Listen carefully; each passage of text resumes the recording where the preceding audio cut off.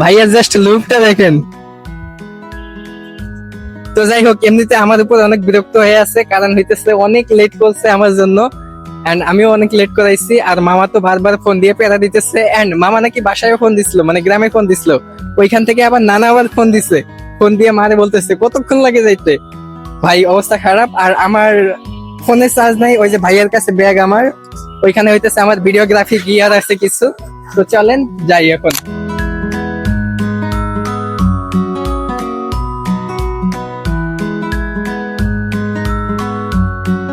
Viewers, right now আমরা একটা মিষ্টির দোকানে, এই যে শপিপুরে এসে আমরা নামছি। এইখান থেকে ভাইয়া এই যে মিষ্টি এন্ড ঠান্ডা নিল, কারণ হইতেছে ভাইয়া তার শ্বশুর বাড়িতে যাইতেছে, একটু না নিলে হয়। এই জন্য এইখান থেকে আমরা মিষ্টি নিলাম। এই যে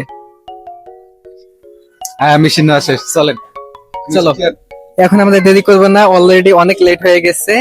এই যে ভাইয়া মিষ্টি আর ঠান্ডা নিচ্ছে, আম্মু এখানে বসে। এখন হইতেছে সরাসরি অটোতে উঠে মামার বাসায় চলে যাব। একদম বাসায় গিয়ে দেখা হইতেছে।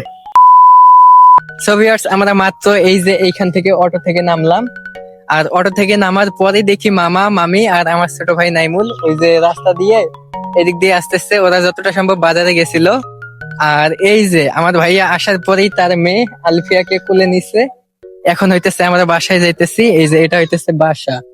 তো আমি আগে দেখাইছিলাম, কারণ হইতেছে আমি এর আগে যখন, মানে ঈদের আগে যখন এখানে আসলাম, আসার পর যে কয়েকটা শর্টস বানাইছিলাম, আমাদের শর্টস চ্যানেলে আপলোড করা হয়েছে, আপনারা দেখছেন। এই যে নাইমুল, এই নাইমুল, কি অবস্থা? ঈদ মোবারক। ঈদ মোবারক। চলো ভিউয়ার্স, বাসায় আসার পরে আমি ছাদের উপরে আসলাম, কারণ হইতেছে আগে মাস্কটা খুলি। কথা হইতেছে যে আজকে আমাদের অনেক, মানে কি কি হয়েছে জাস্ট বলি। আমরা হাইওয়েতে গেছি, হাইওয়েতে যাওয়ার পর আজকে মনে হয় স্টাফ বাস বন্ধ ছিল, যার কারণে অটো। আসলে এইখানে একটা কথা বলি, সেটা হইতেছে আসলে ফেসবুক রিলস বা মাঝে মাঝে আমরা দেখি না, বাইকাররা বা সাধারণ মানুষরা ওই যে অটোওয়ালা রিক্সাওয়ালা ওদেরকে ধরে পিটাইতেছে, থাপ্পড় দিতেছে। এগুলা দেখে কিন্তু আমাদের অনেক মায়া লাগে। বাট আসল কাহিনী কি জানেন? ওরা মনে হয় ঠিকই করে। আচ্ছা, যদি ঠিক না করতো তাহলে একটা মানুষ কোনো কারণ ছাড়া কি অন্য একটা মানুষকে গিয়ে এমনিতে মারতো বা এটা করতো? কি হয়েছে এখন বলি। জাস্ট আমাদের এখানে 3 লেনের রাস্তা, 3 লেনের রাস্তার মধ্যে থেকে আমরা যেখানে দাঁড়াইছিলাম এদিক থেকে এদিকে যায়। তো উল্টা দিক থেকে একটা অটো আসতেছিল, এবং আমরা ওইখানে, আচ্ছা তার আগে আরেকটা কথা, ফুটপাত এইখানে তো পথচারীরা দাঁড়ায় থাকে, তাই না? এটা তো গাড়ি চালানোর জায়গা না বা অটো চালানোর জায়গা না। আমরা এখানে বাস স্ট্যান্ডে দাঁড়ায় আছি বাসের জন্য। ওইখান থেকে উল্টা দিক থেকে একটা অটো আসতেছিল, এন্ড অটোটা আসার পর সুন্দর করে বললে হয় যে একটু সরেন আমরা চলে যাই, এইভাবে না বলে মানে অন্যরকম একটা কথা বলছে। আর আপনারা তো দেখছেন, আমি জাস্ট ফ্রেন্ডদের সাথে আড্ডা দিয়ে মাত্র বাসায় গেছি, তাড়াহুড়া করে বের হয়েছি, আমার মাথা গরম ছিল, মানে কেসাল লাগার মতো একটা অবস্থা হয়েছিল। আম্মু এবং ভাইয়ার সাথে ছিল দেখে আমি কোনো কথা বলি নাই, কিছু বলি নাই। তাছাড়া এলাকার মধ্যে গ্যাঞ্জাম করা দেখাই দিলাম হয়। আচ্ছা, সেটা বড় কথা না, বড় কথা হইতেছে তারপর আমরা যেহেতু বাস পাই নাই, আমাদের ওইখান থেকে বাইপাস পর্যন্ত আমরা অটোতে আসছি। অটোতে আসার পর ওইখান থেকে আবার ফির বাসে না আসে এই যে শপিপুর, এইখানে অটোতে আসছি। আসার পর এইখান থেকে আবার এই যে বাসা পর্যন্ত সম্পূর্ণ রাস্তাটাই অটো দিয়ে আসছি। এখন মাত্র বাসায় আসলাম, আর বাসায় খাইতে পারি নাই। এখন দেখি একটু খাওয়া দাওয়া করবো, অলরেডি আজান দিয়ে দিচ্ছে, দুপুর হয়ে গেছে। আর তারপর কি করে দেখতে পারবেন। বাসায় আসতে দেরি, আর এই যে আলফিয়া ওর আব্বুর কাছে গেছে। চাচ্ছু, চাচ্ছু, কেমন আছো তুমি? এই দেখো তালি দেয়।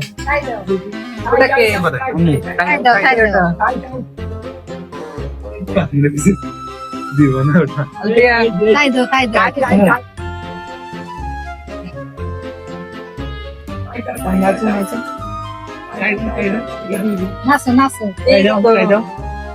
চাচ্ছু, এই দেখো নতুন কিছু খেতে দিচ্ছে।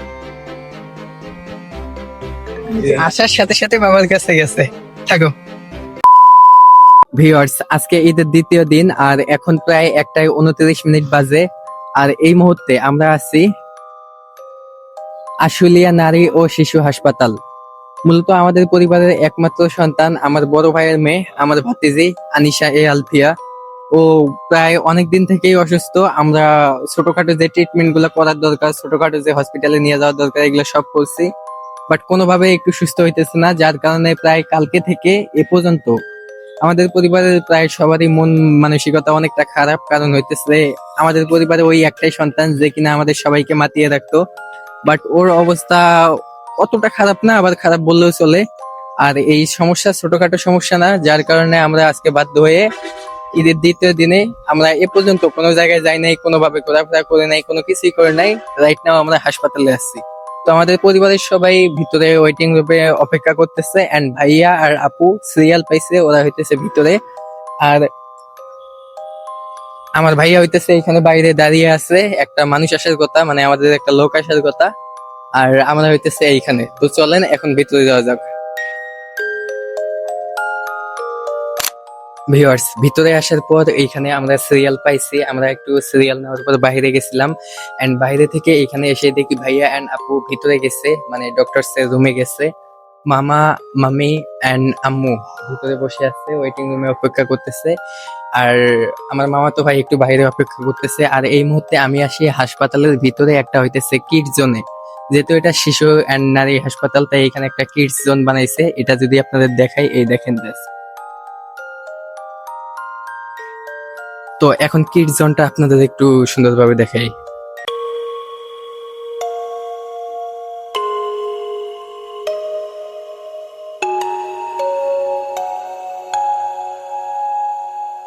প্রায় 2 থেকে 3 ঘন্টার মতো ঘোরাঘুরি করার পর এখন হইতেছে আমরা মেডিকেল থেকে বের হইতেছি। আর ওইখানে ডক্টরস দেখানোর পর হইতেছে আমাদের 2টা টেস্ট দিছে, এন্ড টেস্ট করানো হয়েছে। এন্ড টেস্ট করানোর পর টেস্ট রিপোর্ট বের হবে কালকে দুপুর 12টার পর। কালকে দুপুর 12টার পর টেস্ট রিপোর্ট বের হবে। তারপর ওই রিপোর্ট নিয়ে মেডিসিন কর্নারে যেতে হবে, ওইখান থেকে আবার মেডিসিন নিতে হবে। আর এখন হইতেছে এখানে সবাই, মানে আমাদের ফ্যামিলির এখন আর কোনো কাজ নেই, যেহেতু বাসায় যেতে হবে। বের হওয়ার পর আরো একবার ঢোকা লাগছে, কারণ হইতেছে এই যে আজকে যে রিপোর্টটা দিছে, এইখান থেকে আজকে একটা মেডিসিন নিতে হবে। আর কালকে রিপোর্ট বের হওয়ার পর যে ওই রিপোর্ট দেখে যে মেডিসিন গুলো বাকি থাকবে ওগুলো কালকে নিতে হবে। আর এই মাত্র আমরা হসপিটালের ফার্মেসিতে, ভাইয়া এখানে সবাই। এখন আমরা এইখান থেকে মেডিসিন নিয়ে সরাসরি বাসায় চলে যাব। বাসায় যাওয়ার পর কালকে আবার আসতে হবে। কালকে আসার পর রিপোর্ট নিয়ে যে মেডিসিন গুলো বাকি আছে ওগুলা এই ফার্মেসি বা যে ফার্মেসিতে পাই ওইখান থেকে নেব। ভিউয়ার্স, আজকে হচ্ছে নেক্সট ডে, মানে আজকে ঈদের তৃতীয় দিন। আর আজকে হইতেছে কালকে আমাদের কিছু টেস্ট ছিল, এই টেস্টের রিপোর্ট আজকে আসার কথা। তো আমরা ওটার জন্য আসছি। আর আমার সাথে আসছে হচ্ছে এই যে আমার মামাতো ভাই নাইমুল, আমার বড় ভাই হইতেছে, আর এইখানে হইতেছে আপু আর আলফিয়া। চাচ্চু হাসি দাও আম্মু, হাসি দাও তো। হাসি দাও, হাসি দাও। হাসি দাও বাবা, হাসি দাও। হাসতে এই দেখছেন কত সুন্দর একটা হাসি দিচ্ছে। হাসি দিছি। তো এখন কথা হইতেছে যে আলফিয়া কালকে থেকে অসুস্থ ছিল, আজকে মোটামুটি অনেকটা ভালো।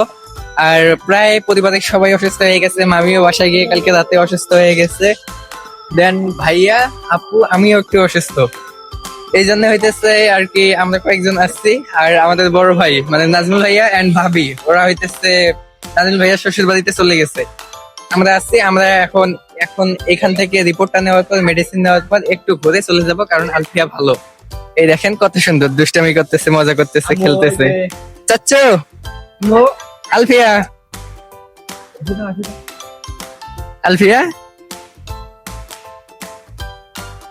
আলফিয়ার হাসিটাই একটু অন্যরকম, জাস্ট দেখেন। হাসি দাও, হাসি দাও, হাসি দাও, হাসি দাও। হাসি দাও। চলো এখন আমরা ছবি তুলবো। ছবি আর ফাইনালি আমাদের রিপোর্ট চলে আসছে। এই যে এটা হইতেছে রিপোর্ট, এই যে। আর রিপোর্টটা আমরা এই যে মাত্র রিপোর্ট ডেলিভারি সেকশন থেকে রিসিভ করলাম, এন্ড রিসিভ করার পর আবার রিপোর্টটা আমরা